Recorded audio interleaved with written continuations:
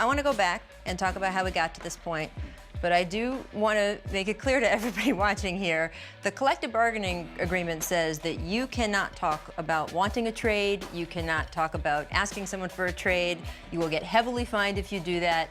We are not asking you to sit here and get fined. However, I am going to talk about published reports that are a matter of public record, that the report said that you said in meetings that you wanted to trade. So that is how we will have this conversation.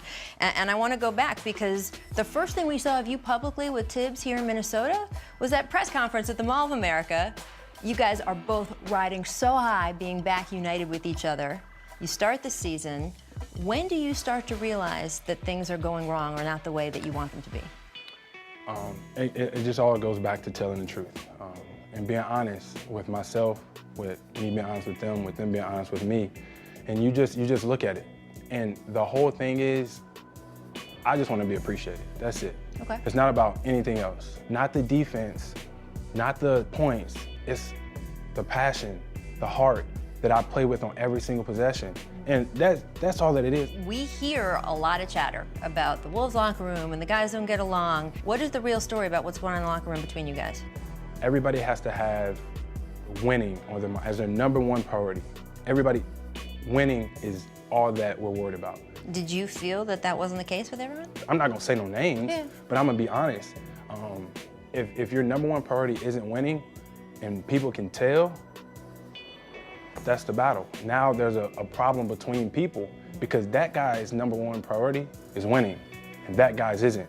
Of course they're gonna clash. Like, I'm doing this for the team. Are you? Exactly. So that's where the disconnect is. Wiggins attacking. Butler, a step back three is gone. Jimmy Butler. The drought is finally over. You go through the season, you were hurt, came back, you guys had that stirring return to get into the playoffs. Playoff series against the #1 seed. That's a really good team too, by the way.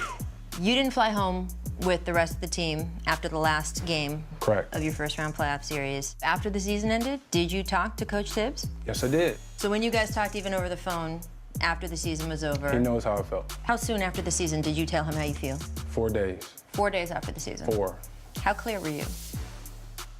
Have you ever known me to hide anything? I'm just asking. Look what happened today at practice. I know. Have you ever known me to hold back? No. I was completely honest about everything.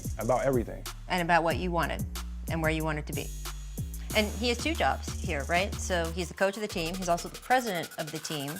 So through the summers, you guys are also talking about contract stuff. And they offered you an extension that would have given you 4 years, $110 million. The reports are that you wanted something that was gonna, if they had moved some other pieces around and freed up more money, that you would have gotten a renegotiation that would have given you a shorter term of the contract, but more money. Is all that accurate? It's accurate, but it's not even, right, it's not about money. So tell me what it's about. It's about like saying, we need you. We want you here. We can't do this without you. And that was the disconnect all year long. Like you're saying one thing and you're saying it and you're saying it and you're saying it. I mean, I've learned enough times in life that, you know, saying something is completely different than acting upon it. Say actions speak louder than words, whatever quote you want to use. And when it came to that point, it was like, I let y'all know what the deal was as soon as you traded for me. I told you the truth from day one, and I will continue to do it. And I did it. And it's kind of like, I don't know, slap in the face. I don't know how to put it, but it made me think like, maybe I'm not that important to your organization. That is how I took it. How often through the summer did you communicate All the how time. you felt? All the time. Anytime, Tibbs, you call, you text me, to an extent, I was always answering. Same answer. Every time. So this doesn't really get reported through the summer.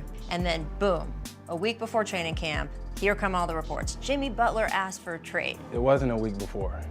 You know, we've been talking all summer long.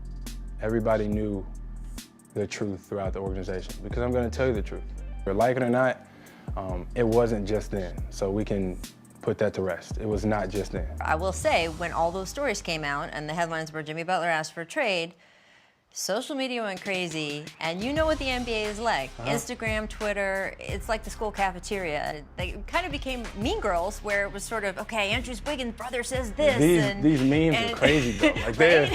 And you posted your, keep that same energy, which I would like to... He still got to see me. He still got to see me. If I suit up and I walk that, he's going to be in the back, and I'm going to confront him about it. I'm not going to be mean. I'm not gonna say anything. I'm just gonna be like, tell me how you feel. Like, and the whole thing is, people do things because, they thought I was gonna be gone. Let's just be honest. That's what he was thinking.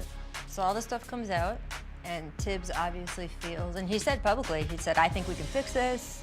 I don't think we have to trade him. You two have talked a few times. You've talked in person a few times.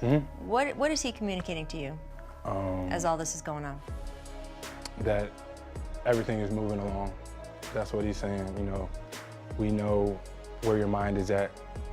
We're doing everything that we can, yada, yada, yada. But everybody's really, really, really positive about the whole thing. But I know the truth. I know the truth. I know the whole truth. I know what I did. I know who I am to my core. Jimmy's a bad leader. Give it all here. I'll take it. I'll take it. But when you go around that locker room and you ask those guys who you want to play with, I'm telling you, nobody in that locker room is going to say that he's a bad teammate, that he's a bad guy. I could be wrong. But that's how I look at it, and that's why you get the quotes that is all over the internet from me today, because I felt the type of way. I held it in. I haven't said anything to anybody. It's my first interview, Rach. Yep. I haven't said anything to anybody. And it comes out. Yeah. It comes out. So that's what it's all about. I just wanted to feel wanted. Yeah, Tricky!